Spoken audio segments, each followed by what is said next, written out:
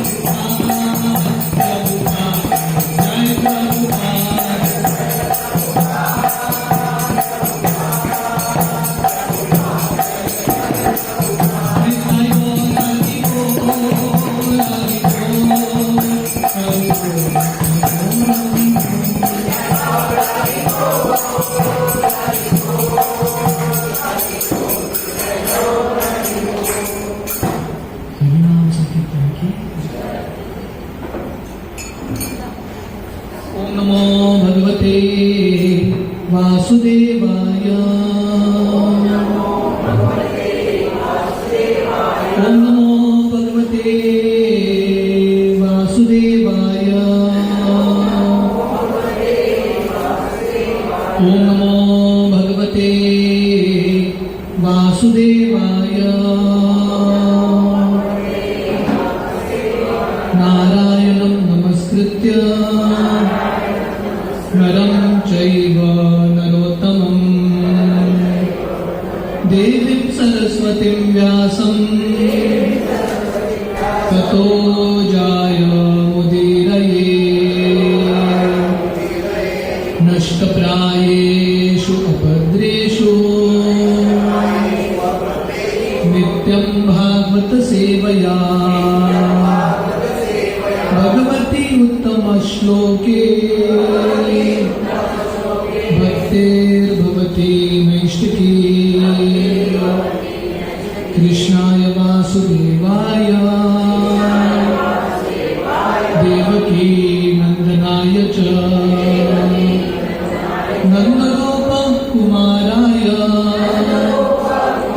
गोविन्दाय नमो नमः। नमो पंकजनाभाय नमो पंकजमालिने नमो पंकजनेत्राय नमस्ते पंकजांग्रये। हरे कृष्ण। आप सबका बहुत बहुत स्वागत है हमारे वीकली सत्संग में। तो आज हम भगवद गीता का 7वां अध्याय 7th चैप्टर प्रारंभ करने वाले हैं, जिसका शीर्षक है knowledge of the absolute.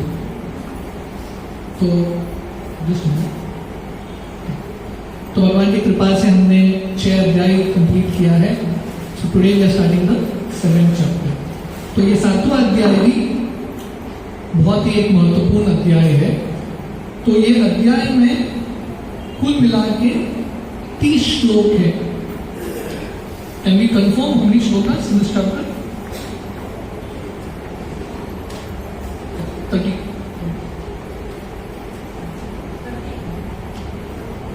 Yes, 30 shlokas are there in this chapter. तो ये अध्याय 4 भागों में विभाजित है और ये अध्याय का एक्रोनिम है हेड, HEAD। ज्ञान, chapter is called knowledge of the absolute. ज्ञान जो है हम सर से प्राप्त करते हैं, so therefore this is called head. तो पहले 3 श्लोक हियरिंग के बारे में वर्णन करते हैं, श्रवण करना कितना महत्वपूर्ण है, हम वहां तक आएंगे। And then next section 4 to 12, कैसे भगवान को हम सब जगह देख सकते हैं, कैसे भगवान सर्वव्याप्त हैं, कि दुनिया में भी हम भगवान का अनुभव कर सकते हैं।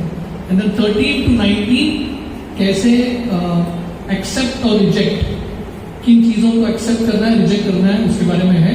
और लास्ट सेक्शन डेमीगॉड वर्शिप के बारे में है, देवताओं की उपासना के बारे में। तो आइए हम पहले श्लोक से शुरू करते हैं। अब मेरे पीछे दोहरा सकते हैं टेक्स्ट 1। श्री भगवान वाच मय्या सक्त मना पार्थ योगम युञ्जम मदाश्रय असंशयं समाग्रह्मा यथा ध्यास्यति तच्छृणु। श्री भगवान वाच मय्या सक्त मना पार्थ योगं युञ्जन् मदाश्रय असंशयं समाग्रह्मा यथा ज्ञास्यसि तच्छृणु। श्री भगवान वाच मय्या सक्त मना पार्थ योगं युञ्जन् मदाश्रय असंशयं समाग्रह्मा यथा ज्ञास्यसि तच्छृणु। ट्रांसलेशन इस प्रकार है, The Supreme Person of Godhead said, Now hear, O son of Pritha, how by practicing yoga in full consciousness of me with mind attached to me you can know me in full and free from doubt. तो ये 7वां अध्याय भगवान कृष्ण अर्जुन को बोल रहे हैं, अर्जुन अभी सुनो कैसे योग का पालन करने से, भक्ति योग का पालन करने से व्यक्ति का जो चेतना है मेरे ऊपर स्थित हो सकता है और कैसे व्यक्ति पूर्ण तरीके से भगवान को जान सकता है। तो हमने देखा था पिछले अध्याय के लास्ट श्लोक, 6th चैप्टर लास्ट श्लोक, योगिनाम अपि सर्वेषां मद्गतेन अंतरात्मना श्रद्धावान भजते यो मां समय युक्त तमो मतः। 6ठा अध्याय प्रीवियस चैप्टर, उसका शीर्षक था ध्यान योग। पर भगवान कृष्ण ये ध्यान योग के अध्याय को कंक्लूड करते हैं कैसे? भक्ति योग का पालन करो, योगिनाम अपि सर्वेषां मद्गतेन अंतरात्मना श्रद्धावान भजते यो मां। तो ध्यान योग का कंक्लूजन है भगवान कृष्ण का प्रैक्टिस भक्ति। तो अभी भक्ति कैसे करना है भगवान कृष्ण ये 7वें अध्याय से कंटिन्यू करते हैं। सो ये जो 7th चैप्टर 7वां अध्याय से 12वां अध्याय प्रमुखता भक्ति के बारे में बताता है। तो जनरली हमने देखा था तीसरे अध्याय 5वें अध्याय की शुरुआत में अर्जुन भगवान कृष्ण को प्रश्न पूछते हैं और भगवान कृष्ण उत्तर देते हैं। पर ये 7वें अध्याय की शुरुआत में भगवान कृष्ण स्वयं इतने उत्सुक हैं, स्वयं ज्ञान दे रहे हैं। तो अगर हमको भगवान के बारे में ज्ञान प्राप्त करना है, भगवान को जानना है, तो कैसे जान सकते हैं? जब भगवान स्वयं अपने बारे में बताएंगे तभी हम भगवान के बारे में ज्ञान प्राप्त कर सकते हैं। तो प्रभुपाद ये श्लोक के तात्पर्य में परिपोर्ट में प्रभुपाद बताते हैं 7th चैप्टर जो अभी हम शुरू कर रहे हैं 7वें अध्याय में पूर्ण तरीके से कृष्ण भावनामृत कैसे होना है, how to become fully Krishna conscious, भगवान कृष्ण बताते हैं। यहाँ पे भगवान कृष्ण उनके ऐश्वर्य के बारे में कैसे भगवान का अनुभव ये दुनिया में कर सकते हैं भगवान बताते हैं। और 4 तरह के लोग जो भगवान का आश्रय लेते हैं और 4 तरह के लोग जो भगवान का आश्रय नहीं लेते। तो ये श्लोक में भगवान बता रहे हैं मय्या सक्त मनः, मनः का अर्थ है माइंड, आसक्त का अर्थ है अटैचमेंट। भगवान कृष्ण क्या बोल रहे हैं? मन को मेरे ऊपर आसक्त कराओ, बिकम अटैच टू मी। ये दुनिया में हमारा प्रॉब्लम है कि हमारा मन भगवान कृष्ण के अलावा अलग अलग चीजों से आसक्त है। We are attached to so many things in this world. और ये दुनिया में जितने भी हमारे आसक्तियां हैं हमारे दुख का कारण बनेंगे। तो भगवान कृष्ण ये 7वें अध्याय के शुरुआत में बता रहे हैं मय्या सक्त मना पार्थ, हे अर्जुन मन को मेरे ऊपर केंद्रित करो, फोकस ऑन मी। क्यों? क्योंकि भगवान एक ही व्यक्ति है जो उनको आश्रय दे सकते हैं। इसलिए भगवान कृष्ण यहां पे बोल रहे योगम युज्यम मद आश्रय। मद आश्रय करता है टेक शेल्टर ऑफ मी, मेरा आश्रय लीजिए।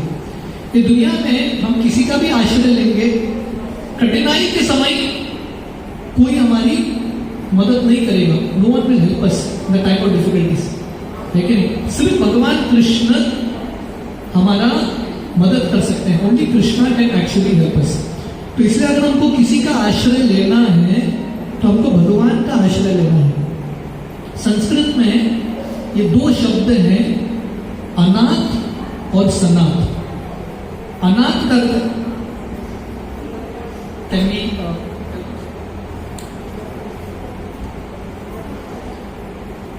अनाथ का अर्थ है जिनका कोई स्वामी नहीं, one who doesn't have a master. और सनात का अर्थ है जिनका स्वामी है।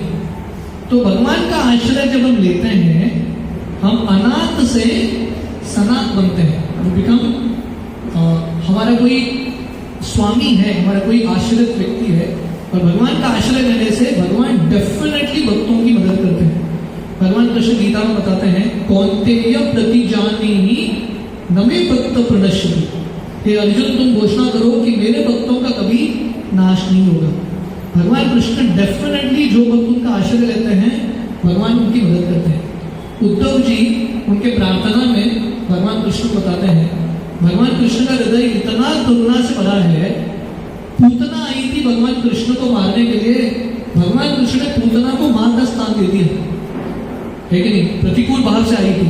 अगर हम अनुकूल भाव से भगवान कृष्ण का आश्रय लेंगे, भगवान कृष्ण क्या नहीं देंगे? Krishna can give us anything and everything. इसलिए हमको भगवान कृष्ण का आश्रय लेना है। और भगवान कृष्ण यहाँ पे बोल रहे हैं असंशयम।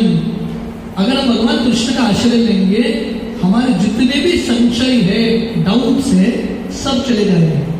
गीता की शुरुआत में, ये गीता का 7वां अध्याय है, गीता की शुरुआत में अर्जुन के पास बहुत सारे डाउट्स थे, बहुत सारे कंफ्यूजन थे, पर क्योंकि वो भगवान कृष्ण का आश्रय लेते हैं, भगवत गीता सुनते हैं, अर्जुन के धीरे धीरे सब कंफ्यूजन क्लियर होते हैं। और गीता के अंत में अर्जुन बताते हैं नष्टो मोहो स्मृति लब्ध्वा त्वत्प्रसादात् मया च्युतः स्थितोऽस्मि गत संदेह करिष्ये वचनं तव। तो ये गीता सुनने का लाभ है। जब हम भगवान के बारे में श्रवण करते हैं, गीता भागवत सुनते हैं, हमारे जितने भी डाउट्स हैं सब चले जाते हैं। देयरफॉर प्रभुपाद यहाँ पे बता रहे हैं, ये जो शब्द है तच्छृणु, ये सबसे महत्वपूर्ण शब्द है ये श्लोक का। तच्छृणु का अर्थ क्या है? नाउ हियर फ्रॉम मी। भगवान कृष्ण अर्जुन को क्या बोल रहे हैं? अभी सुनो। अब तक अर्जुन सुन ही रहे हैं। जब भगवान कृष्ण अर्जुन को बोल रहे हैं अभी सुनो, इसका अर्थ क्या है? सुन रहे हो और ध्यान से सुनो, प्लीज हियर मोर अटेंटिवली, है कि नहीं? जैसे स्टूडेंट्स बैठे रहते हैं क्लास में, टीचर सिखा रही है, स्टूडेंट सुन रहे हैं, पर कभी स्टूडेंट जो है अलर्ट नहीं होते। जब बहुत इंपॉर्टेंट विषय आता है, टीचर बोलती है अभी ध्यान से सुनना, अब तक मन भटक रहा था, please please be attentive now. तो उसी भाव में भगवान कृष्ण भी टीचर है, कृष्णा सोचो टीचर, 6 अध्याय भगवान कृष्ण भी बोले, तो अभी भगवान कृष्ण बहुत इंपॉर्टेंट ज्ञान देने वाले हैं, इसलिए अर्जुन को बोल रहे हैं तच्छृणु, प्लीज हियर फ्रॉम मी। तो प्रभुपाद यहाँ पे बताते हैं तात्पर्य में, दिस वर्ड तच्छृणु is the most important word. क्योंकि हमने देखा पिछले अध्याय के अंत में और ये अध्याय की शुरुआत में भगवान कृष्ण भक्ति के बारे में बता रहे हैं, और भक्ति शुरू होती है श्रवणम से। 9 अंग है भक्ति के, 9विधा भक्ति। पहला अंग है श्रवणम, हियरिंग। तो जब हम भगवान के बारे में श्रवण करते हैं, तो धीरे धीरे बाकी जो अंग है ऑटोमेटिकली आते हैं, अनर्थ जो है ऑटोमेटिकली चले जाते हैं। आजकल का दुनिया स्मार्ट दुनिया है कि नहीं? Smartphones, smart TV, smart car, सब कुछ स्मार्ट है। पर जितना हम अलग अलग स्मार्ट डिवाइसेस यूज कर रहे हैं, हमको भी स्मार्ट बनना है। तो स्मार्ट या बुद्धिमान बनने का सबसे महत्वपूर्ण तरीका है हियरिंग। अगर हम भगवान कृष्ण के बारे में सुनेंगे ना, हम कितने भी मूर्ख हो तुरंत बुद्धिमान बनेंगे। We will all become very very intelligent. इसको हमें बहुत सारे ऐसे भक्त हैं जिनको बोलना भी ठीक तरह से नहीं आता था, they don't even know how to speak, पर श्रवण करते करते ऑटोमेटिकली वो प्रचारक बनते हैं, they automatically become good preachers, क्योंकि ये हियरिंग में बहुत शक्ति है। तो ये जो शब्द है स्मार्ट हियरिंग, स्मार्ट हियरिंग का अर्थ क्या है? एस का अर्थ है, स्मार्ट में एस जो है सोर्स। कैसे सुनना है? पहले सही व्यक्ति से सुनना है। किससे सुनना है? भक्त से ही सुनना है। हमारे आचार्य वर्णन करते हैं, दूध जो है ना, लोगों को पोषण देता है, पर अगर दूध को सर्प ने मुंह लगाया है तो वो दूध विषारी बन जाता है। अगर सर्प ने मुंह लगा दिया, विष चला गया दूध में, दूध का कलर चेंज हो जाएगा? कलर चेंज नहीं होता, वैसे ही दिखता है। फिर भी दूध जो है बहुत हानिकारक है।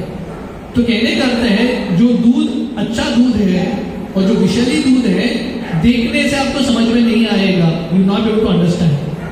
तो ऐसे ही प्रभुपाद उदाहरण देते हैं, गीता भागवत बहुत इंपॉर्टेंट है, महत्वपूर्ण है, पोषण देगा, पर गलत व्यक्ति से हमने सुन लिया तो उसका इफेक्ट जो है पॉइजनस बनेगा, भक्ति के भाव को कंप्लीटली खत्म करेगा। सो therefore hearing from the right source, सही व्यक्ति से सुनना।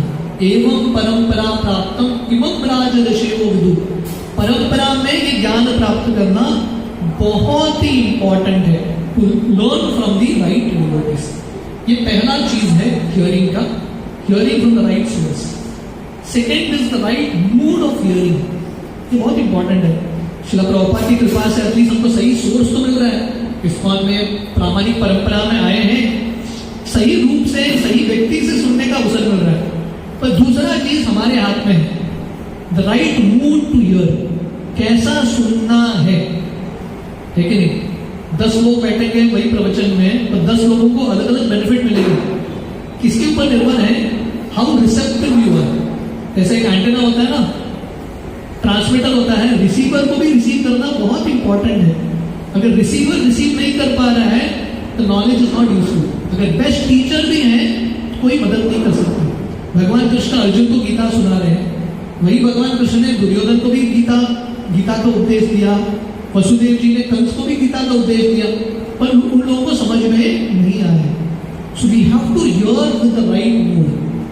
और राइट मूड क्या है, हमको अर्जुन से सीखना है, परीक्षित महाराज से सीखना है। अर्जुन जो थे इतने डेस्परेट थे ये ज्ञान प्राप्त करने के लिए।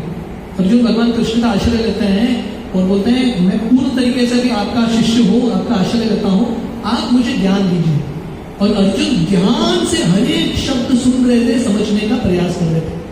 तो वैसे ही भागवतम में परीक्षित महाराज का उदाहरण है।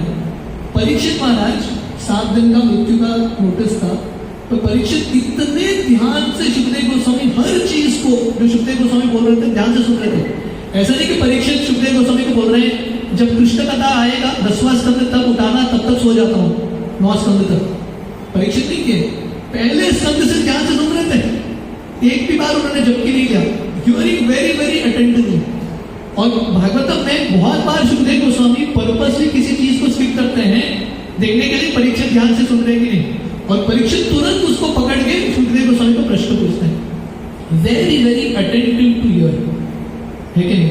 जैसे कोई व्यक्ति समुद्र में डूब रहा है, उसको कोई रस्सी डालता है, वो व्यक्ति रस्सी को कैसे पकड़ता है, गंभीरता से, कैजुअली नहीं लेता, सीरियसली आता है।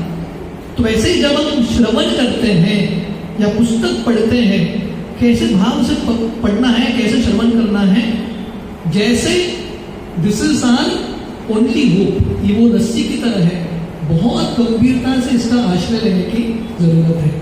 So hearing with the right mood of desperation, ये कथा का आश्रय लेना बहुत ही महत्वपूर्ण है। तीसरा चीज स्मार्ट का S is the source, M is the right mood, A is association. भक्तों के संग में सुनना बहुत इंपॉर्टेंट है।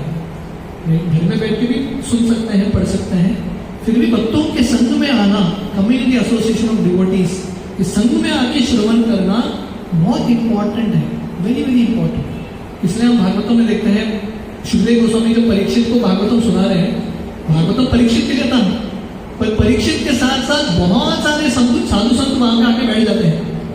व्यासदेव नारद मुनि भी बैठ जाते हैं वहां पे। सुखदेव गोस्वामी नारद व्यास के सामने बच्चे हैं, सुखदेव गोस्वामी के गुरु व्यासदेव, सुखदेव गोस्वामी के परम गुरु नारद मुनि, दोनों बैठ रहे हैं सुखदेव गोस्वामी की कथा में। This is idea. Srila Prabhupada बहुत बार अपने शिष्यों को बोलते थे आप प्रवचन देना, और प्रभुपाद अपने शिष्यों का प्रवचन सुनते थे। So this principle of hearing association, भक्तों के संग में आके बैठ के श्रवण करना एक बहुत इसका एक भाग्य है।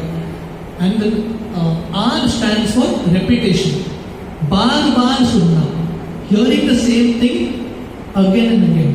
ये जो श्लोक है ना, 7वां अध्याय का पहला श्लोक, श्रील प्रभुपाद ने ये श्लोक में मैक्सिमम लेक्चर्स दिए हैं। 29 lectures Prabhupada has given on this one श्लोक। आप देखेंगे प्रभुपाद के बहुत सारे प्रवचन, इट्स ऑल रिपीटेशन, बार बार वही चीज का श्रवण करना बहुत इंपॉर्टेंट है। ऐसा नहीं कि हमको हर बार नया चीज श्रवण करने की आवश्यकता है। जब श्री चैतन्य महाप्रभु जगन्नाथपुरी में लीला करते थे, महाप्रभु साक्षात कृष्ण है श्री चैतन्य महाप्रभु, वो गदाधर पंडित के पास जाते थे टोटा गोपीनाथ मंदिर में, और गदाधर पंडित से भागवतम सुनते थे। Krishna, Chaitanya Mahaprabhu Krishna, he is hearing Bhagavatam, वो भागवतम सुनते थे। और वही प्रहलाद महाराज की कथाएं, ध्रुव महाराज की कथाएं चैतन्य महाप्रभु एक बार सुनते थे, गदाधर को बोलते थे फिर से बोलो, दूसरी बार, तीसरी बार, 100 बार वही कथा बार बार सुनते थे। So this is a very important principle, repetition, बार बार पढ़ना। भगवद गीता 1 बार 2 बार, भागवतम 1 बार 2 बार, जितने बार पढ़ेंगे उतना नया अर्थ हमको समझ में आएगा। ये पुस्तक ना जितना मेहनत करते हैं पुस्तक समझने के लिए, भगवान कृष्ण धीरे धीरे एक एक अर्थ हमको समझाएंगे। पहले रीडिंग में सब समझ में नहीं आएगा। We have to spend time with it. इसके साथ समय बिताने की जरूरत है। किसी भी संबंध के साथ अच्छा एक अनुभव प्राप्त करना है, so you have to spend time with that relationship. वैसे ही गीता भागवत भी एक व्यक्ति है, भगवान कृष्ण है, एक संबंध का अनुभव करना है, so we have to be ready to spend time. And then T refers to trust और फेथ। बहुत ही महत्वपूर्ण। अगर हम श्रवण करेंगे, जो श्रवण कर रहे हैं उस पर आपको विश्वास नहीं, जो व्यक्ति प्रवचन दे रहा है उस पर विश्वास नहीं, तो कुछ लाभ नहीं करेगा। इट विल नॉट है। ऐसा होता है ना आजकल आयुर्वेदिक मेडिसिन जो है कि नहीं, अगर आप फेथ के साथ लेंगे ना उसका अलग एक इफेक्ट है। तो वैसे ही आध्यात्मिक चीज जो है, if you hear with faith, विश्वास के साथ सुनेंगे तो उसका बहुत लाभ है। You will have lot of benefit. So these are 5 things how to hear. पहला, सही व्यक्ति से सुनना, सही परंपरा में सुनना, तीव्रता के एक भाव में, एक डेस्परेशन के एक भाव में सुनना। तीसरा चीज, भक्तों के संग में। चौथा चीज, बार बार श्रवण करना, नित्यम भागवत सेवया, hearing it again and again. And the fifth is, जो हम पढ़ रहे हैं, जो सुन रहे हैं, उस पर विश्वास रखना। We have to have faith. तो अगर हम ये 5 चीज करेंगे, we are actually doing hearing the proper way. तो शास्त्र जो है और प्रॉपर यहाँ पे बता रहे हैं, this is the importance of hearing. श्रवण करना भक्ति के लिए बहुत महत्वपूर्ण है। जितना हम श्रवण करेंगे, जितना ज्यादा श्रवण करेंगे, उतना ज्यादा प्रगति करेंगे। You make lot of advancement. भक्ति सिद्धांत सरस्वती ठाकुर श्रील प्रभुपाद के जो गुरु है, अक्सर बताते थे, हम भगवान को अपने आंखों से देख नहीं सकते, भगवान को अपने कानों से देख सकते हैं। दर्शन जो है सिर्फ आंखों से नहीं होता, कानों से होता है। जैसा आप तीर्थ यात्रा जाते हो, है कि नहीं? अगर आप स्थली पे जाते हो, वहां पे कुंड देखते हो, आपने वो कुंड के बारे में कुछ सुना नहीं, वो कुंड को देख के आपको क्या लगेगा? आपको लगेगा ये गंदा स्थान है, इसमें ये है वो है। पर जब आप उसकी महिमा सुनोगे, ये राधा कुंड है, ये राधा रानी से अभिन्न है, उसकी महिमा के बारे में जब सुनते हैं, वही कुंड देखने का नजरिया बदल जाता है। So therefore hearing is important. दर्शन जो है, फिलॉसफी को भी दर्शन बोलते हैं। सो जब हम फिलॉसफी सिद्धांत समझते हैं, तभी हम एक्चुअली भगवान का अनुभव कर पाएंगे। इसलिए हमारे वैदिक शास्त्र को श्रुति बोलते हैं। Smriti and Shruti. Shruti means that which is heard. पहले जमाने में गुरु जो है बच्चों को सिखाते थे श्रवण के माध्यम से, लिखना नहीं होता था, बच्चे सुनते थे और समझ जाते थे। That is how messages were passed. So therefore Prabhupada stresses the word shravanam. हम श्रील प्रभुपाद की जिंदगी से देखते हैं, श्रील प्रभुपाद जब उनके दीक्षा का समय था, प्रभुपाद नए गृहस्थ थे, शायद 10 साल अपने गुरु से मिले थे, भक्ति सिद्धांत सरस्वती ठाकुर। जब उनकी दीक्षा का समय आया, इलाहाबाद में प्रभुपाद का दीक्षा होता है, प्रयाग में, वहां के जो टेम्पल प्रेसिडेंट थे गौड़िया भट्ट, वो भक्ति सिद्धांत सरस्वती ठाकुर को बोलते हैं, ये जो लड़का है ना अभय चरण, बहुत अच्छा भक्त है। भक्ति सिद्धांत सरस्वती ठाकुर बोले, मैं जानता हूं इसको, ये ध्यान से सुनता है। I have noted him, he likes to hear. और भक्ति सिद्धांत सरस्वती ने कहा नोट किया, एक ही बार एक ही लेक्चर भक्ति सिद्धांत सरस्वती दे रहे थे, प्रभुपाद बैठे थे वहां पे, कोशी करके एक स्थान है वृंदावन में, 84 क्रोश परिक्रमा मार्ग में आता है। भक्ति सिद्धांत सरस्वती की यात्रा का अंतिम लेक्चर था। भक्ति सिद्धांत सरस्वती घंटों घंटों प्रवचन दे रहे थे, सब लोग उठ गए, पर अभय चरण श्रील प्रभुपाद वहीं पे बैठे थे। भक्ति सिद्धांत सरस्वती बोले, I know him, he likes to hear, मैं डेफिनेटली इसको दीक्षा दूंगा। और क्योंकि प्रभुपाद ध्यान से सुन रहे थे, he was hearing very attentively, उनका जो पठन है, उनका श्रवण बहुत अच्छे से हुआ। प्रभुपाद स्वाभाविक रूप से बहुत बढ़िया प्रचारक बन जाते हैं। ही बिकम्स अ गुड प्रीचर। तो प्रीचिंग करना है, प्रचार करना है, सबसे महत्वपूर्ण है योर रीडिंग, योर हियरिंग। अगर आपका श्रवण, आपका रीडिंग बहुत अच्छा है, ऑटोमेटिकली आप वही चीज को रिपीट कर सकते हो। It's very very simple. Srila Prabhupada ये श्लोक के तात्पर्य में भागवतम का 5 श्लोक प्रभुपाद लिखते हैं। These are very important shlokas on the principle of hearing. श्रवण करने का लाभ क्या है? You can see the purport. श्रवता सुखता कृष्ण पुण्य श्रवण कीर्तन हृदयन्तस्तो हि अभद्राणि विदुनोति सिरत्सताम। ये भागवतम का पहला स्कंद दूसरा अध्याय, ये पूरा श्रृंखला है। तो यहाँ पे वर्णन है, जो व्यक्ति भगवान के बारे में श्रवण करता है, श्रवता सुखता कृष्ण पुण्य श्रवण कीर्तन, हर व्यक्ति पुण्य कार्य करना चाहता है। The best work is to hear about Krishna. जब हम बैठ के भगवान कृष्ण के बारे में सुनते हैं तो क्या होता है? हृदयन्तस्तो हि अभद्राणि विदुनोति सिरत्सताम। हमारे हृदय के अंदर जो अभद्र है, जो अनर्थ है, कथा जो है भगवान कृष्ण कथा के रूप में आके हमारे हृदय के अनर्थ को साफ कर देते हैं। कि क्लियर ऑल दी अनर्थस। अगला श्लोक में वर्णन है, नष्ट प्रायेषु अभद्रेषु नित्यं भागवत सेवया भगवती उत्तम श्लोके भक्तिर्भवति नैष्ठिकी। तो जब हम भगवान के बारे में श्रवण करते रहेंगे, नित्यं भागवत सेवया, therefore the word repetition, जब हम बार बार गीता भागवत पढ़ेंगे, श्रवण करेंगे तो क्या होगा? भगवती उत्तम श्लोके भक्तिर्भवति नैष्ठिकी, भक्ति में निष्ठा प्राप्त करेंगे। We will develop firm faith। उसके बाद तदा रजस्तमो भावा कामलोभादयश्चये चेतिरेतेर अनाविद्यम स्थितम सत्वे प्रसीदति। जब हम श्रवण करते रहते हैं, तो ये जो श्रवण प्रोसेस है ना, हियरिंग प्रोसेस कंटिन्यूसली चलता रहता है। जब हम श्रवण करते रहते हैं, धीरे धीरे रजोगुण तमोगुण, काम वासना, क्रोध वासना, ये सब चला जाता है और धीरे धीरे व्यक्ति सत्वगुण में आता है, आनंद का अनुभव करता है। अगले श्लोक में वर्णन है, एवं प्रसन्न मनसो भगवत भक्ति योगतः भगवत तत्व विज्ञान मुक्त संगस्य जायते। ऐसा श्रवण करते रहने से व्यक्ति प्रसन्न आत्मा बनता है, becomes very very happy just by the process of hearing।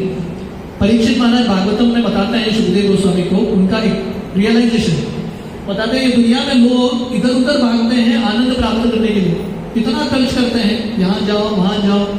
Parikshit महाराज बताते हैं, अगर सही आनंद प्राप्त करना है, कुछ खर्च करने की जरूरत नहीं है। सत्संग में बैठो, श्रवण करो, आनंद अनुभव करो।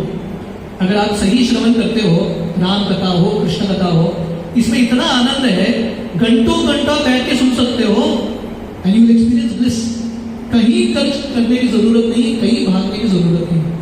एवं प्रसन्न मनसो, we will actually become very very happy.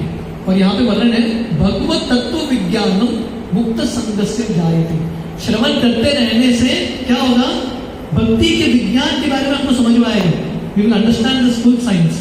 और उसके बाद विद्यते हृदय ग्रंथि छिद्यन्ते सर्व संशय क्षीयन्ते चास्य कर्माणि दृष्टो एवात्मनीश्वरे। हमारे हृदय में जो ग्रंथि है, अहंकार है, वो सब टूट जाएगा और व्यक्ति मुक्ति की ओर प्राप्त करेगा। नारद मुनि का उदाहरण है भागवतम के पहले स्कंद में। ये जो श्लोक है ना, 5 श्लोकास, कैसे श्रवण करते रहने से क्या होता है? What are the benefits of hearing? क्या क्या यहाँ पे हमने सुना? श्रवण करने से क्या मिलेगा? What will happen by hearing? What is this? ये श्लोकों का सीरीज क्या बोल रहा है? हाँ, before knowledge, yes, knowledge you will get. What else will happen? श्रवण करने से क्या होगा? हाँ, जोर से बोलना। हाँ, हृदय का शुद्धिकरण होगा। हाँ, इंप्यूरिटीज विल गो। उसके बाद क्या होगा? हृदय का शुद्धिकरण। और क्या होगा? हाँ, आनंद का अनुभव करेंगे। और हाँ, हमारे कर्म के जो बंधन है वो टूट जाएंगे, भगवान का दर्शन होगा। एवरीथिंग वी विल गेट, जो भी हम चाहते हैं दुनिया में, मुक्ति कष्टों से, भगवान की प्राप्ति, प्रेम का अनुभव, all this we will get only by hearing. भगवान के बारे में श्रवण करना इतना महत्वपूर्ण है। और ये 5 श्लोक का केस स्टडी है नारद मुनि का चरित्र। नारद मुनि, उनके पिछले जिंदगी में दासी के पुत्र थे। साधु संत आते हैं उनके घर में, नारद मुनि बैठ के सुनते हैं। 5 साल का बच्चा, उसको कितना समझ में आएगा? फिर भी बैठ के सुने, क्योंकि वो बैठ के ध्यान से सुने। ही एक्सपीरियंस ऑल दिस। उनके अनर्थ मिट गए, उनके काम वासना, क्रोध वासना चला गया, कृष्ण के प्रति प्रेम उत्पन्न होने लगा। And he actually got the body of Narad मुनि। नारद मुनि का दिव्य शरीर मिलता है उनको, आध्यात्मिक शरीर। सामने सामने नारद मुनि के शरीर में नारद मुनि कभी भी भगवान विष्णु के कमरे में जा सकते हैं, विष्णु का दर्शन कर सकते हैं। Face to face, eye to eye was seeing Krishna. ये सब कैसे प्राप्त हुआ उनको? Only by the process of hearing. Bhagavatam में रुक्मिणी माता का उदाहरण है। रुक्मिणी मैया भगवान कृष्ण से विवाह कर लेती है, कृष्ण को पति के रूप में प्राप्त करती है। कैसे प्राप्त करती है? वही नारद मुनि जिनको नारद का शरीर मिला श्रवण करने से, वही नारद मुनि रुक्मिणी के महल में जाते थे, भगवान कृष्ण के बारे में बताते थे। भगवान कृष्ण के बारे में श्रवण करते करते उनको कृष्ण प्राप्त होते हैं पति के रूप में। परीक्षित महाराज का उदाहरण, 7 दिन परीक्षित महाराज ज्ञान जो सुने, वैकुंठ का विमान आ गया, परीक्षित महाराज चले गए भगवत धाम। एंड नंबर ऑफ एग्जाम्पल्स भगवान कृष्ण की। ये बहुत सुंदर कहानी है। वृंदावन में गोवर्धन में एक स्थान है कुसुम सरोवर। कुसुम सरोवर की कहानी है। भगवान कृष्ण जब अपना लीला समाप्त करके चले जाते हैं भगवत धाम, कृष्ण के जो रानियां थे, पटरानियां, कृष्ण से बहुत विरह महसूस कर रहे थे। उस समय परीक्षित महाराज वज्रनाभ, कृष्ण के जो परक होते थे, इन सब पटरानियों को वृंदावन लेके आते हैं और कुसुम सरोवर के तट पे ये सब पटरानियां उद्धव जी से भागवतम सुनते हैं। ये हियरिंग अबाउट कृष्ण। अभी कृष्ण तो नहीं है प्रत्यक्ष रूप से, तो अभी कृष्ण का अनुभव कैसा होगा? कृष्ण के बारे में सुनते हैं, इतने ध्यान से श्रवण करते हैं, लीला का श्रवण करते करते अपना शरीर त्याग के वो लीलाओं में प्रवेश कर लेते हैं।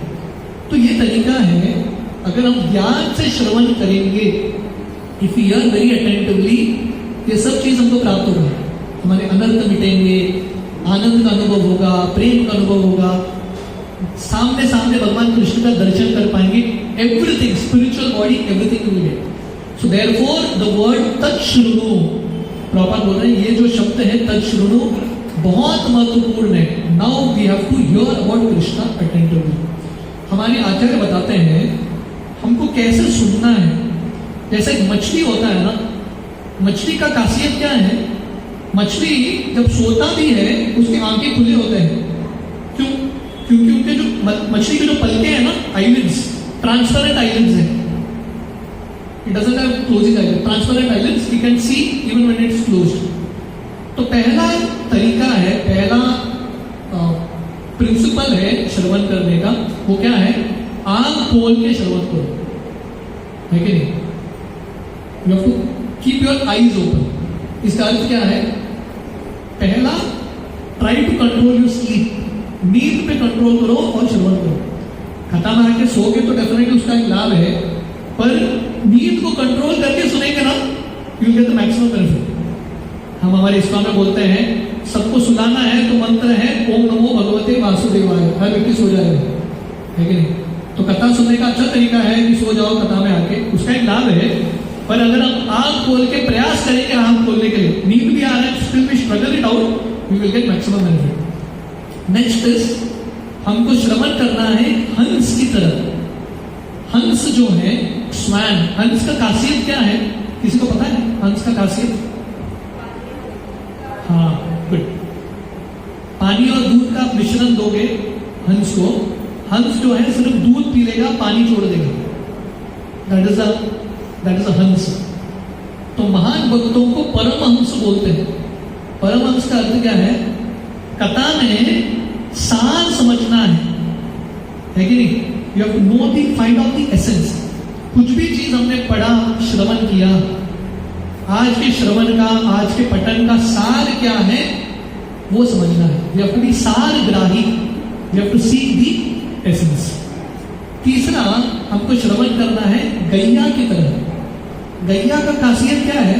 गाय जो है ना, घास खाते हैं, उसके बाद वही घास को बार बार चबाते रहते हैं, इसको रुमिनेशन बोलते हैं, छोटा छोटा, लेकिन ईटिंग दैट सेम ग्रास। तो वैसे ही श्रवण करते हैं, पठन करते हैं, उसके बाद उसमें मनन करना बहुत इंपॉर्टेंट है। जब हम अच्छे से मनन करेंगे, it will become part of your system, पूर्ण तरीके से अंदर बैठ जाएगा। अगर हम मनन नहीं करेंगे, if you don't reflect on what we have heard, तो चला जाएगा, डाइजेस्ट नहीं होगा। तो मनन करना बहुत इंपॉर्टेंट है।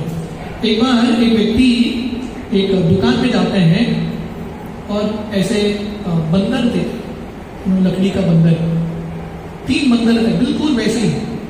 तो व्यक्ति पूछता है इसका रेट क्या है? तो व्यक्ति बोलता है ये पहला बंदर है ना, इसका रेट है 50 रुपया, दूसरा बंदर है इसका रेट है 200 रुपया, तीसरा बंदर है इसका रेट है 300 रुपया। अरे बोलता है 3 बंदर एक जैसे ही दिखते हैं, इसमें फर्क क्या है?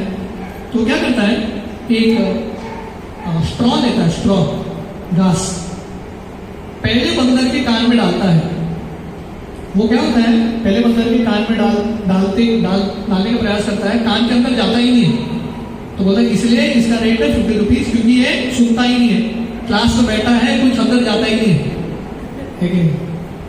दूसरा बंदर था, घास डालता है कान के अंदर, ये कान से दूसरे कान में निकल जाता है। हमारे भक्त सुदामा प्रभु बोलते हैं, इस्कॉन में लोग आते हैं, क्या करते हैं, इस कान से उस कान, बस क्योंकि इस्कॉन में इतना सुनने को मिलता है, वी हियर सो मच। तो प्रॉब्लम क्या है, sometimes it becomes information overload. इतना सुनते हैं, हृदय में कुछ उतारते नहीं है, ईयर इट इन 1 ईयर, दूसरे कान से बाहर निकल जाते हैं। क्लास के बाद लोगों को पूछो, प्रभु जी क्या आपको समझ में आया आज के क्लास में? कुछ समझ में नहीं आया है कि नहीं, सुना निकल गया बस। तो बोले इसलिए इसका रेट है 20 रुपीज। तीसरा बंदर महंगा बंदर था, सबकी तरह दिख रहा था, बाकी बंदरों की तरह, पर इसके अंदर कान के अंदर वो घास का तिनका डाला, सीधा हृदय में चला गया, वो it went into the heart. तो हमको ये बंदर की तरह बनना है। क्लास में बैठ के जब हम सुनते हैं या कुछ पढ़ते हैं, it should actually enter into the heart. हृदय का ट्रांसफॉर्मेशन होना चाहिए, नहीं तो it just give some information. तो इस तरह से प्रभुपाद बता रहे हैं कि श्रवण करना बहुत ही इंपॉर्टेंट है, it is very very important aspect. तो प्रभुपाद प्रैक्टिकली ये पूरे परपोर्ट में Prabhupada stresses on that one word, तत् श्रुणु, ध्यान से अभी सुनना।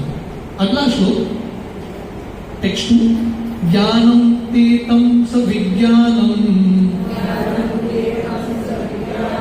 इदं वक्ष्यामि अशेषतः यज्ञत्वा नेह भूयोऽन्यत् ज्ञातव्यम् अवशिष्यते। लॉर्ड कृष्णा एक्सप्लेन्स हियर, भगवान कृष्ण यहाँ पे बता रहे हैं, I shall now declare unto you in full this knowledge, both phenomenal and luminous, this being known, nothing further shall remain for you to no.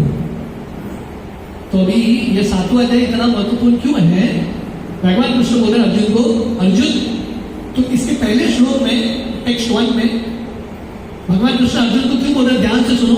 इसके लिए भगवान कृष्ण बोल रहे हैं अर्जुन को, यहाँ पे अभी जो मैं तुमको बताने वाला हूं, इसमें सब कुछ आ गया। ये दुनिया के बारे में, आध्यात्मिक दुनिया के बारे में, मेरे बारे में मैं सब कुछ बताऊंगा, इससे ज्यादा और कुछ नहीं है। There is nothing more than this। तो भगवान कृष्ण अर्जुन से इतना प्रेम करते हैं, क्योंकि अर्जुन भगवान कृष्ण के भक्त हैं, सब कुछ बता देते हैं, है कि नहीं? आप आपके जिंदगी का सब सीक्रेट किसको बताएंगे? जो आपके ट्रस्टवर्दी व्यक्ति है ना, बैंक का पासवर्ड हो, मोबाइल का पासवर्ड हो, जो भी हो, आप किसको बताएंगे? किसको नहीं बताएंगे। whom you can really trust। तो भगवान कृष्ण अर्जुन को बोल रहे हैं, हे अर्जुन, क्योंकि तुम मेरे भक्त हो, मैं भी तुमको सब कुछ बताने वाला हूं। I am going to give you complete knowledge. So Prabhupada यहाँ पे बता रहे हैं कंप्लीट नॉलेज का अर्थ क्या है, what is complete knowledge. So Prabhupada explains 3 things. अगर आपको कंप्लीट नॉलेज समझना है, complete knowledge 3 things, knowledge of the phenomenal world, ये दुनिया के बारे में ज्ञान, knowledge of spirit and the source of both of them. इसको बोलते हैं MSc। लोग MSc प्राप्त करना ना, डिग्री। रियल MSc क्या है? 3 थिंग्स, मैटर, भौतिक चीज क्या है समझना, भौतिक दुनिया को, स्पिरिट क्या है, आध्यात्मिक क्या है समझना, and who is the controller of both. Matter और स्पिरिट के कंट्रोलर कौन है? कृष्ण। ये आप समझ गए, that means this is real MSc degree. बाकी MSc डिग्री दुनिया में रह जाएगा, पर ये समझना बहुत इंपॉर्टेंट है, what is matter, what is spirit, and how Krishna is the controller of both. तो प्रभुपाद यहाँ पे बता रहे हैं भगवान कृष्ण अर्जुन को ये सबसे कॉन्फिडेंशियल नॉलेज, ये गुह्य ज्ञान क्यों दे रहे हैं? क्योंकि अर्जुन जो है भगवान कृष्ण के भक्त हैं। भक्तों से में सका चेती रहस्यम एतत् उत्तमम। भगवान कृष्ण अर्जुन को बोलते हैं 4वें अध्याय में, हे अर्जुन मैं तुमको ये गीता का रहस्य बता रहा हूं, मेरे बारे में मैं रहस्य बता रहा हूं क्योंकि तुम मेरे भक्त हो। तो प्रभुपाद बता रहे हैं अगर हमको कंप्लीट नॉलेज प्राप्त करना है then we have to become a devotee in disciplic succession. So Prabhupada writes here, complete knowledge can be achieved only by a devotee in disciplic succession directly from the Lord. परंपरा में भगवान की भक्ति करते हुए ही कंप्लीट नॉलेज मिल सकता है, नहीं तो नहीं मिलेगा। भगवान कृष्ण नहीं मिले। ऐसा एक हनी का बॉटल होता है ना, शहद का बॉटल, शहद दिखता है, ग्लास का बॉटल है, शहद दिखता है, पर आप शहद का ऐसे खा नहीं सकते, ढक्कन खोलना पड़ेगा तभी शहद खा पाएंगे, ठीक है नहीं? तो भक्ति जो है ना, गीता का ज्ञान सबके पास उपलब्ध है, एवरीवन हैज इट, कोई भी पढ़ सकता है गीता के ज्ञान को। पर भगवान कृष्ण वो शहद का अनुभव नहीं देंगे, ढक्कन भगवान कृष्ण तभी खोलेंगे जब हमारे हृदय में भक्ति का भाव है। नहीं तो लोग देख पाएंगे शहद को, चख नहीं पाएंगे, they not able to experience. सिर्फ भगवान के भक्त चख सकते हैं। श्री चैतन्य महाप्रभु जब दक्षिण भारत गए थे, श्रीरंगम करके एक स्थान था, महाप्रभु वहां पर पहुंचे थे और एक ब्राह्मण था जो गीता पढ़ने का प्रयास कर रहा था। ये ब्राह्मण अनपढ़ था, उसको कुछ पढ़ना नहीं आता था, संस्कृत गीता पढ़ने का प्रयास कर रहा है पर अनपढ़ व्यक्ति है, बिना संस्कृत जाने कैसे पढ़ेगा? तो वहां के जो लोग थे, बाकी ब्राह्मण थे, इसका मजाक उड़ा रहे थे, अरे अनपढ़ व्यक्ति गीता पढ़ रहा है। पर गीता पढ़ते पढ़ते इसके आंखों से अश्रु निकल रहा था। तो चैतन्य महाप्रभु इससे बहुत प्रभावित होते हैं। महाप्रभु जाते हैं इसके पास, पूछते हैं अरे तुम क्या करने का प्रयास कर रहे हो? तो व्यक्ति बोलता है मेरे गुरु ने बोला था, this is very important principal, बोलता है मेरे गुरु ने बोला था रोज गीता पढ़ो, पर मैं तो अनपढ़ हूं, फिर भी गुरु ने बोला है, मैं गुरु की आज्ञा का पालन करूं। लेकिन ये बहुत इंपॉर्टेंट है, गुरु जो बोलते हैं जस्ट फॉलो। हमारे जो वरिष्ठ बोलते हैं फॉलो करो, ज्यादा लॉजिक यूज मत करो, डोंट यूज लॉजिक। शिला प्रभुपाद जब अपने गुरु महाराज से मिलते हैं भक्तिसिद्धांत सरस्वती ठाकुर, वो उनको बोलते हैं जाओ पाश्चात्य देश में जाके प्रचार करो। प्रभुपाद ने ज्यादा लॉजिक नहीं लगाया। प्रभुपाद बोले ठीक है जाता हूँ, लेट मी ट्राई, मैक्सिमम मैं फेल होऊंगा, let me go and try. तो गुरु के शब्दों पे विश्वास रख के कोशिश करना बहुत महत्वपूर्ण है, जस्ट ट्राई। क्योंकि ये व्यक्ति, ये जो ब्राह्मण थे, सिंसियरली अपने गुरु के आज्ञा का पालन कर रहे थे, रोज गीता पढ़ते थे। हालांकि उनको कुछ समझ में नहीं आ रहा था, श्लोक पढ़ नहीं पा रहे थे, still he was trying every day, क्योंकि वो कोशिश कर रहे थे, भगवान उनके हृदय में गीता का ज्ञान प्रकाशित कर रहे थे। Krishna was revealing the knowledge of Bhagavad Gita. और महाप्रभु इतने प्रसन्न होते हैं, महाप्रभु बोलते हैं तुमने एक्चुअली गीता समझ लिया, you have understood Bhagavad Gita. हमारे आज एक आचार्य हैं हमारी गुरु परंपरा में, जिनका नाम है जगन्नाथ दास बाबाजी महाराज, मायापुर में, वृंदावन और मायापुर में रहते थे। तो एक बार उनके एक सेवक थे, बिहारी दास उनके एक सेवक, वो भी अनपढ़ थे। तो जगन्नाथ दास बाबा जी उनको बोलते हैं चैतन्य चरितामृत पढ़ो, चैतन्य भागवत पढ़ो मेरे लिए। बिहारी दास बोलते हैं मुझे तो पढ़ना नहीं आता। जगन्नाथ दास बाबा जी बोलते हैं बुक खोल के पढ़ो, कोशिश करो। ये व्यक्ति बुक खोल के पढ़ने लगता है, एक एक अक्षर धीरे धीरे, और तुरंत वो एक के बाद एक just reciting the entire shloka. तो ये सिंसियरिटी है, जब हम गुरु की, वैष्णव की सेवा करते हैं ना, we automatically get this concept. तो प्रभुपाद यहाँ पे बता रहे हैं सबसे इंपॉर्टेंट पॉइंट है, अगर हमको गीता समझना है, भगवान कृष्ण के बारे में पूर्ण तरीके से समझना है, एक ही तरीका है, we have to learn from a devotee. भगवान के भक्तों से सीखना है और भक्ति के भाव से ही हम समझ सकते हैं। तो प्रश्न उठता है कि अगर कृष्ण भावनामृत इतना अच्छा है, तो कृष्णा कॉन्शियसनेस सो नाइस, भगवान कृष्ण क्या बोल रहे हैं यहाँ पे, ये अर्जुन, ये जो गीता का ज्ञान है ना, भक्ति का ज्ञान, इससे श्रेष्ठ और कुछ नहीं, दिस इज द हाईएस्ट, सबसे हाईएस्ट एजुकेशन है। राज्य विद्या राज्य गुह्यम पवित्रम इदम उत्तमम, तो टॉप मोस्ट एजुकेशन। तभी प्रश्न उठता है, अगर ये इतना महत्वपूर्ण ज्ञान है, हर व्यक्ति इसको लेता क्यों नहीं? Why people don't take up to भक्ति? भक्ति इतना श्रेष्ठ है, भगवान कृष्ण बार बार बोल रहे हैं, बिकम माई डिवोटी, मन मना भव मत भक्तो, इतने श्लोकों में बोल रहे हैं। भक्ति का पालन करने से व्यक्ति को सब कुछ प्राप्त होगा, फिर भी लोग भक्ति के मार्ग को स्वीकारते क्यों नहीं है? भगवान कृष्ण अगले श्लोक में बताते हैं, मनुष्याणाम सहस्रेषु कश्चित् यतति सिद्धये यतताम् अपि सिद्धानां कश्चित् मां वेत्ति तत्त्वतः। मनुष्याणां सहस्रेषु कश्चित् यतति सिद्धये यतताम् अपि सिद्धानां कश्चित् मां वेत्ति तत्त्वतः।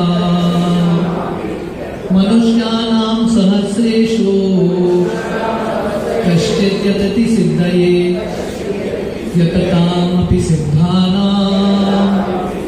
कश्चित् मां वेत्ति तत्त्वतः।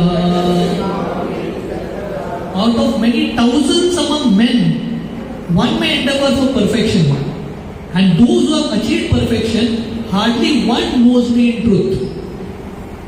तो भगवान कृष्ण बोल रहे हैं, इस्कॉन के सत्संग में आना इतना आसान नहीं है। It is not easy to come to a satsang. सत्संग में आना वो भी बहुत मुश्किल, सत्संग में आके टिके रहना वो सबसे ज्यादा मुश्किल, that is the most difficult thing. तो भक्ति हर व्यक्ति स्वीकार नहीं करता है कि नहीं?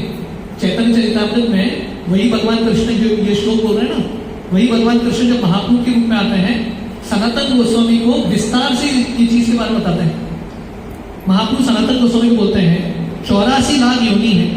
देखिए ये समझना इंपॉर्टेंट है, भक्ति मिलना it is such a rare opportunity. Very interesting way Mahaprabhu explains. 84 lakh योनि है, 84 लाख स्पीशीज, उसमें से सिर्फ मनुष्य भक्ति कर सकता है स्पिरिचुअलिटी। अभी 84 लाख योनि और मनुष्य का पॉपुलेशन कितना होगा? आप ये दुनिया में कितने सारी चिड़ियां हैं, कितने सारे पंछियां हैं, उसके सामने मनुष्य रखेंगे, वेरी वेरी लेस। मनुष्य योनि में जो है ना बहुत कम। उसमें से फर्स्ट ऑफ ऑल आधे तो सबसे ज्यादा everyone is an other species. मनुष्य जो है उनमें से मैक्सिमम ह्यूमन बीइंग्स मटेरियलिस्टिक है, भौतिकवादी लोग हैं, उनको स्पिरिचुअलिटी में बिल्कुल इंटरेस्ट नहीं। ईट ड्रिंक बी वेरी, उनको मजा करना है, बस आनंद करना है, वो करना है। बहुत कम लोग थोड़ा बहुत स्पिरिचुअल इंक्लिनेशन रखते हैं। उसमें से मैक्सिमम लोग कर्म कांड में फंसे रहते हैं। कर्म कांड का अर्थ क्या है? अरे ये देवता का उपासना करो, ये देवता का पूजा करेंगे, मुझे ये मिलेगा, ये मिलेगा। मतलब अपनी इच्छा को पूरा करना चाहते हैं कर्म कांड के माध्यम से, है कि नहीं? That's what they want. Maximum लोग जो स्पिरिचुअलिटी पालन करते हैं इसी के लिए करते हैं। जो लोग मंदिर जाते हैं, किसके लिए जाते हैं मंदिर? भगवान को नारियल अर्पण करो, कुछ ये मिलेगा रिटर्न में, लेन देन का भाव है, उसमें आधे लोग फंसे हैं। बाकी थोड़े लोग जो थोड़ा बहुत स्पिरिचुअल इंक्लिनेशन है, ज्ञान मार्ग में फंस जाते हैं। उनका जिंदगी का लक्ष्य है एक हो जाना भगवान के साथ, अपने अस्तित्व को समाप्त करना, ये सब उनका भाव है, मैं ही भगवान हूं, they are caught in all this. बहुत कम लोग भगवान के स्वरूप को जान पाते हैं। दे अंडरस्टैंड कि भगवान का रूप है, मैक्सिमम तो निराकारवादी है। जो लोग भगवान के रूप को जानते हैं, उनमें से भी जो भक्ति करते हैं, मिश्रित भक्ति करते हैं, मिक्स्ड डिवोशन। भक्ति भी है, थोड़ा ज्ञान भी है, थोड़ा कर्म है। जो शुद्ध भक्त हैं, very very rare. It is like very rare thing to come to pure devotional service. Bhagavatam का एक श्लोक है, मुक्तानाम अपि सिद्धानाम नारायण परायण सुदुर्लभ प्रशांतात्मा कोटिश अपि महामुने। इन द सेम लाइन, मुक्तानाम अपि सिद्धानाम, बहुत सारे मुक्त आत्मा, सिद्ध आत्मा में से एक कोई नारायण परायण होता है। 1% इज अ प्योर डिवोटी। सुदुर्लभ प्रशांत आत्मा कोटिश अपि महामुने, ऐसे जो भक्त हैं they are very very rare, सुदुर्लभ। तो वैसे यहां पे भगवान कृष्ण बोल रहे हैं, भक्ति हर व्यक्ति कर नहीं सकता। जिसके पास भाग्य है, ब्रह्मांड भ्रमिते कोनो भाग्यवान जीव, गुरु कृष्ण प्रसादे पाई भक्ति लता बीज। जो भाग्यशाली व्यक्ति है वो सही सत्संग में आएगा, भक्ति प्राप्त करेगा। नहीं तो जिसके पास भाग्य नहीं है, भक्ति मिलेगा छोड़ देगा, किसी और चीज में फंस जाएगा। So you have to be very very fortunate. हमको ये समझना है, ये श्लोक से हम क्या समझ सकते हैं, करोड़ों अरबों लोग में से हमको ये भक्ति का बीज मिला है। We should be proud of it. हमको गर्वित नहीं होना है, हमको अपने आप को भाग्यशाली मानना है। We have to feel very fortunate कि हमारे पास कुछ भी योग्यता नहीं है, फिर भी हमको ये भक्ति का बीज मिला है। ये भक्ति के बीज को हमको गंभीरता से लेना है। हमारे भक्त बताते हैं there are 4 types of people, fortunate, most fortunate, unfortunate, most unfortunate. भाग्यशाली व्यक्ति कौन है? जिसको भक्ति का बीज मिला है, भाग्यशाली है। अनफॉर्चुनेट, अभाग्यशाली व्यक्ति कौन है? जिसको भक्ति मिला ही नहीं, वो अनफॉर्चुनेट है कि नहीं? मोस्ट फॉर्चुनेट व्यक्ति कौन है? जो भक्ति का बीज मिलके गंभीरता से भक्ति पालन करता है, he is most fortunate. Most unfortunate व्यक्ति कौन है? सबसे अभाग्यशाली व्यक्ति जिसको भक्ति मिला है पर भक्ति छोड़ के चला जाता है, मोस्ट अनफॉर्चुनेट। इससे अभाग्यशाली व्यक्ति और कोई हो ही नहीं सकता। अहो दुक्कम महादुक्कम दुक्का दुक्कतरम इतः काचतम विस्मृतम रत्न हरेर नामेव केवल। केवल अष्टक का मनन करता है। सबसे बड़ा दुख यही है कि हम भक्ति को सिंसियरली गंभीरता से नहीं लेते। हमको लगता है ये बहुत साधारण चीज है, but this is not an ordinary thing. ये साधारण चीज नहीं है, बाकी सब मिल जाएगा। भगवान कृष्ण स्वर्ग दे देंगे, मुक्ति देंगे, भक्ति हर व्यक्ति को देते नहीं। Krishna doesn't give bhakti to everyone. So getting bhakti is a very very rare opportunity. ये चार्ट देखिए, आधे लोग ईट ड्रिंक बी मैरी के मूड में रहते हैं, थोड़े लोग स्पिरिचुअलिटी में आते हैं, उसमें से मैक्सिमम लोग इम्पर्सनलिज्म में फंस जाते हैं, थोड़े बहुत पर्सनल भाव में भगवान का रूप मानते हैं, और बहुत कम लोग हैं जो समझते हैं कृष्णस्तु भगवान स्वयं। Krishna is that supreme person of God. वर्णन आता है जब भगवान कृष्ण यहाँ पे बोल रहे हैं कश्चित माम वेति तत्वतः हार्डली वन नोज मी इन ट्रुथ। भगवान कृष्ण क्या बोल रहे हैं? कोई भी मुझे समझता नहीं। इसका अर्थ क्या है? देवी देवताओं को भी भगवान कृष्ण समझ में नहीं आते, ठीक है नहीं? आप जानते हैं एक बार ब्रह्मा जी कृष्ण के प्रति अपराध कर लेते हैं, ब्रह्म विमोहन लीला, है कि नहीं?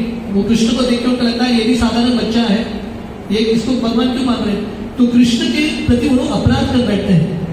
ब्रह्मा जी इतने बुद्धिमान, उनके 4 सर हैं, पूरा शरीर बुद्धि से बना है, वेद उनके मुख से आया है, फिर भी वो कृष्ण को समझ नहीं पाए। जब वो कृष्ण के प्रति अपराध कर लेता है ना, भगवान कृष्ण का ऐश्वर्य देखते हैं, ब्रह्मा जी आके कृष्ण से माफी मांगते हैं। भगवान कृष्ण, ब्रह्मा जी क्या प्रार्थना बोलते हैं पता है? वो भगवान कृष्ण को बोलते हैं कोई बोल सकता है कि वो आपको जानते हैं। Brahma ji is praying this, Krishna someone can say they no you, पर मैं अपने लिए बोल रहा हूं मैं आपको नहीं जानता। ब्रह्मा जी बोल रहे हैं, उनके 4 सर हैं, भगवान के पहले पुत्र Brahma ji, the first son of Krishna. Brahma ji बोल रहे हैं मेरा ये हॉनेस्ट एडमिशन है, I can not understand you, मैं आपको समझ नहीं पा रहा। तो कृष्ण को समझना देवी देवताओं के लिए भी असंभव। चैतन्य चरितामृत में कहानी आती है, श्री चैतन्य महाप्रभु सनातन गोस्वामी को बताते हैं, ब्रह्मा जी का कहानी है। एक बार ब्रह्मा जी कृष्ण से मिलने के लिए द्वारका आते हैं। अभी हम सब जा रहे हैं ना द्वारका, तो ये द्वारका यात्रा का प्रिपरेशन स्टोरी है। तो एक बार ब्रह्मा जी कृष्ण से मिलने के लिए द्वारका आते हैं, और कृष्ण के द्वारपाल थे द्वारका के, ब्रह्मा जी को रोकते हैं। ब्रह्मा जी को पूछते हैं आप कौन हो? ब्रह्मा जी बोलता है मुझे नहीं पहचानते, मैं तो ब्रह्मा जी हूँ, 4 सर वाला ब्रह्मा। तो बोलते ठीक है आप रुको, हम जाके देखते हैं भगवान कृष्ण फ्री है क्या। तो भगवान कृष्ण को जाके बोलते हैं ब्रह्मा जी आए हैं। कृष्ण पूछते हैं उनको जाके पूछो कौन से ब्रह्मा। तो ये द्वारपाल आके ब्रह्मा जी को पूछते हैं, कृष्ण भगवान पूछ रहे हैं कौन से ब्रह्मा। तो ब्रह्मा जी का 4 सर घूम गया, इतिहास में किसी ने उनको कौन सा ब्रह्मा पूछा नहीं। तो ब्रह्मा जी आए थे कृष्ण भगवान से कुछ इंपॉर्टेंट चीज डिस्कस करने के लिए, वो और साइड में रह गया। तो भगवान कृष्ण को पूछते हैं आपने कौन सा ब्रह्मा क्यों पूछा, और कोई ब्रह्मा है क्या? भगवान कृष्ण तुरंत मनी मन बाकी सब ब्रह्मा को बुला लेते हैं।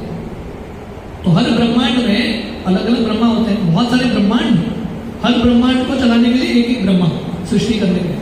हमारा जो ब्रह्मांड है ना सबसे छोटा ब्रह्मांड है, इसलिए ये ब्रह्मा जी को चार सर है। और बाकी ब्रह्मांड क्योंकि बड़े बड़े ब्रह्मांड है, किसी के ब्रह्मा जी जो है किसी ब्रह्मांड के 8 सर वाले, 16 सर वाले, 32, 64, ये सब अलग अलग सर वाले ब्रह्मा जी वहां पे आते हैं। हजारों सर, लाखों सर वाले ब्रह्मा जी। और हमारे जो ब्रह्मा जी हैं 4 सर वाले, उनको अपने आप को इतना छोटा महसूस करते हैं कृष्ण के सामने। तो कहने का अर्थ है कृष्ण को जानना it is very very difficult. इसलिए भगवान कृष्ण यहां पर बोलते हैं कश्चिन माम वेति तत्वतः। To understand Krishna is possible only through parampara. सिर्फ गुरु शिष्य परंपरा से जब भगवान कृष्ण स्वयं ज्ञान देते हैं अपने बारे में, तभी हम समझ सकते हैं। तो प्रभुपाद तात्पर्य बताते हैं श्रुति स्मृति पुराण आदि पंचरात्र विदिन बिना एकांत की हरेर भक्ति उत्पातायन कल्पते। ये भक्ति रसामृत सिंधु का श्लोक है कि अगर कोई भक्ति करता है, कोई बोल रहा है मैं भक्ति करता हूं, अपने स्टाइल का भक्ति करता हूं। अपने स्टाइल का भक्ति नहीं होता, भक्ति मतलब शास्त्र युक्त होना चाहिए। अपने स्टाइल तो कोई भी भक्ति नहीं कर सकता। जैसे साइंस है, आपको पानी प्राप्त करना है, 2 मॉलिक्यूल हाइड्रोजन 1 मॉलिक्यूल ऑक्सीजन, आप कुछ भी करोगे पानी मिलेगा क्या? पानी नहीं मिलेगा, कुछ केमिकल मिल जाएगा। तो अगर हमको पानी प्राप्त करने का एक स्टैंडर्ड फॉर्मूला है, प्रोसेस है, वैसा ही करना पड़ेगा। भक्ति कृष्ण की प्राप्ति करने के लिए आप कुछ भी करो, भक्ति नहीं। तो ये श्लोक बहुत इंपॉर्टेंट है। एकांत की हरिर भक्ति उत्पादाय में कल्पते। एकांत की करते हैं, आप अकेला भक्ति करोगे, अपने मन से भक्ति करोगे, क्या होगा? ट्रबल क्रिएट करोगे, अपने लिए दूसरों के लिए प्रॉब्लम क्रिएट करोगे। सो अगर आपको भक्ति करना है, कैसा करना है? श्रुति स्मृति पुराण आदि पंचरात्र विदिन बिना। श्रुति स्मृति पुराणों से, शास्त्रों से, परंपरा आचार्यों से समझ के हमको भक्ति करना है। इसलिए प्रभुपाद हमको बता रहे हैं अतः श्री कृष्ण नाम आदि नववेद्राय इंद्रिय सेवन मुखे ही जीवादो स्वयं एव स्फुरद्यत। हमारे इंद्रियों से भगवान को समझ नहीं सकते। जब हम सेवा करते हैं भगवान की, service attitude, then only we can understand Krishna. तभी हम भगवान कृष्ण को समझ सकते हैं। So we will stop here, but before we end, आज पापमोचनी एकादशी है और एक बहुत महत्वपूर्ण तिथि है। हमारे आचार्य हैं हमारी परंपरा में गोविंद घोष, उनका 13वां दिन है। मैं 2 मिनट में संक्षिप्त में उनका कहानी बताऊंगा। बहुत वेरी इंटरेस्टिंग स्टोरी है गोविंद घोष का। तो गोविंद घोष जो थे श्री चैतन्य महाप्रभु के एक बहुत महान पार्षद थे। एक बार जब श्री चैतन्य महाप्रभु बंगाल की ओर यात्रा कर रहे थे जगन्नाथपुरी से, गोविंद घोष महाप्रभु की सेवा कर रहे थे। तो एक बार महाप्रभु किसी गृहस्थ के घर में गए थे प्रसाद लेने के लिए, क्योंकि महाप्रभु सन्यासी के रूप में लीला कर रहे थे। गृहस्थ कुछ इनवाइट महाप्रभु, तो महाप्रभु किसी गृहस्थ के घर में प्रसाद लेने के लिए गए। शायद थोड़ा ज्यादा ही खिला दिया होगा गृहस्थ ने। महाप्रभु को थोड़ा इंडाइजेशन महसूस होता है, तो महाप्रभु गोविंद घोष को बोलते हैं थोड़ा हरी टाकी लेके आना। हरी टाकी एक स्पाइस है, डाइजेस्टिव जैसा। तो गोविंद घोष पास में एक गांव था, वहां से भिक्षा मांगते हैं किसी के घर से, हरी टाकी लाके देते हैं, तो महाप्रभु खा लेते हैं। अगले दिन महाप्रभु को फिर से थोड़ा इंडाइजेशन महसूस होता है। महाप्रभु गोविंद घोष को पूछते हैं, गोविंद घोष फिर से हरी टाकी लेके आना। इस बार गोविंद घोष तुरंत लेके आते हैं। महाप्रभु बोलते हैं अरे कल तुमको 1-2 घंटा लगा हरी टाकी लाने के लिए भिक्षा मांग के, अभी तूने तुरंत दे दिया, ऐसा कैसे? तो गोविंद घोष बोलने लगता है आपको बार बार इंडाइजेशन हो रहा है, मुझे लगा थोड़ा हरी टाकी रख लेता हूं अपने पास, अच्छा हो जाएगा आपकी सेवा करने के लिए। महाप्रभु को गुस्सा आ गया। महाप्रभु बोले हम वैरागी हैं, ये जो इकट्ठा करने का भाव है ना, ये गृहस्थों का भाव है, बचा के रखना कल के लिए, डू ऑल दिस। वैरागी जो है ना, दे कंप्लीटली डिपेंडेंट ऑन कृष्णा। क्योंकि तुम्हारे अंदर ये भाव है इकट्ठा करना, कल के लिए रखना, तुम ब्रह्मचारी बनने के लायक नहीं हो, शादी करो। Mahaprabhu tells them get married. Govinda को सोच रहे थे हरी टाकी रखना, महाप्रभु ने ऐसा एक आदेश दे दिया। कहेंगे महाप्रभु ने बोला है, तो वही गांव अगर द्वीप करके गांव है बंगाल में, गोविंद घोष नहीं रुक जाते हैं और शादी कर लेते हैं, मैरिज। बोल दिया महाप्रभु ने शादी कर लेते हैं, शादी कर लेते हैं। समय के साथ उनका एक बच्चा भी होता है और वहीं पर रुक गए तो अपना एक सेंटर खोल लेते हैं, प्रचार करना शुरू करते हैं नवद्वीप में और भगवान के विग्रह गोपीनाथ विग्रह की स्थापना करते हैं, भगवान की भी पूजा शुरू करते हैं। पर भगवान का कुछ और इच्छा था। थोड़े समय बाद उनकी पत्नी गुजर जाती है, बच्चा भी गुजर जाता है। तो गोविंद वो सोच रहे थे महाप्रभु ने बोला ही कि मुझे शादी करने के लिए, शादी करने को बोला पर शादी गृहस्थ जिंदगी का अनुभव भी नहीं हो रहा मुझे, पत्नी भी चली गई, बच्चा भी चला गया। सो बहुत डिस्टर्ब हो गए वो, वेरी डिस्टर्ब। तो बेटी वर्षिप अपने गोपीनाथ का सेवा भी ठीक तरह से नहीं कर रहे थे, टाइम पे ऑफरिंग नहीं हो रहा था। तो गोपीनाथ जी जो विग्रह थे गोविंद घोष के सपने में आते हैं और बोलते हैं अरे मेरा ठीक तरह से ठीक समय पर ऑफरिंग करना, ऐसा क्यों कर रहे हो? गोविंद घोष बोलते मैं क्या करूं, महाप्रभु ने मुझे फंसा दिया गृहस्थ जिंदगी में, ब्रह्मचारी अच्छा था मैं, पत्नी भी चली गई, बच्चा भी चला गया, मेरा माइंड फोकस नहीं हो रहा। तो गोपीनाथ जी बोलते हैं मैं आपका बच्चा हूं, आई एम योर चाइल्ड। तो गोविंद घोष बोलते हैं आप बोलोगे मेरे बच्चे हो, पर मेरा अगर बच्चा होता था मेरे मृत्यु के बाद मेरा श्राद्ध करेगा, आप थोड़ी ना करोगे। गोपीनाथ बोलते हैं मैं करूंगा, आपके गुजरने के बाद मैं आपका श्राद्ध करूंगा। तो गोविंद घोष बोलते हैं ठीक है, सब गांव वालों को बुलाते हैं, सबके सामने एक घोषणा करो। तो सब गांव वालों को बुलाते हैं, गोविंद घोष लिखते हैं कि मेरे जाने के बाद गोपीनाथ जो है मेरे बच्चे की तरह मेरा श्राद्ध करेंगे, और गोपीनाथ जी उस पर साइन करते हैं। आज गोविंद घोष का तिरुवाव दिन है, वर्णन आता है आज के दिन, अभी भी 500 साल पहले पुरानी कथा है, अभी भी आज के दिन गोपीनाथ के विग्रह गोविंद घोष के समाधि में जाते हैं और गोविंद घोष के लिए श्राद्ध करते हैं आज के दिन, ऑन टुडेज डे।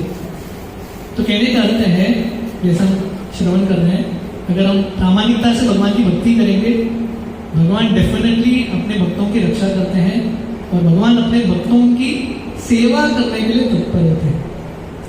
हरे कृष्ण। श्रील प्रभुपाद की जय, गोविंद घोष की जय। किसी का कुछ प्रश्न है? Anyone has any questions? Yes.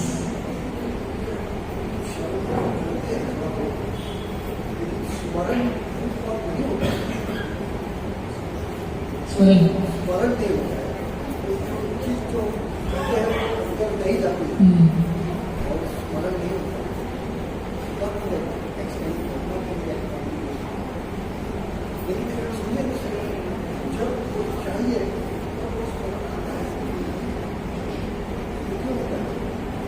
प्रभु जी बोल रहे हैं कि हम श्रवण करते हैं, स्मरण नहीं होता, रिमेम्बरेंस नहीं होता क्या हमने श्रवण किया। तो श्रवण और स्मरण के बीच में कीर्तन है, श्रवणम कीर्तनम बाद में स्मरण। So that is the process. So अगर आपको एक्चुअल स्मरण करना है ना, मतलब आपने कुछ गीता पढ़ा है या कुछ सुना है, उसको एक्चुअल मेमोराइज करना है, हमेशा याद रखना है, बेस्ट तरीका है रिपीट करो। डू कीर्तन टू समवन, किसी न किसी को आपने आज जो सुना, जाके किसी को पकड़ के सुनाओ, किसी को तो पकड़ के सुनाओ, उसका लाभ होगा कि नहीं, आपका बहुत लाभ होगा। आपने जो पढ़ा है एक्सप्लेन टू समवन, जस्ट किसी को तो समझाओ, तो आपका जो रिटेंशन है बहुत स्ट्रांग होगा। So this is the best way to remember, shravan kirtan smaran. What we hear, what we speak, we will remember. So hearing, speaking and then remembering is not. Thank you. और किसी का कुछ प्रश्न? Any other question? ठीक।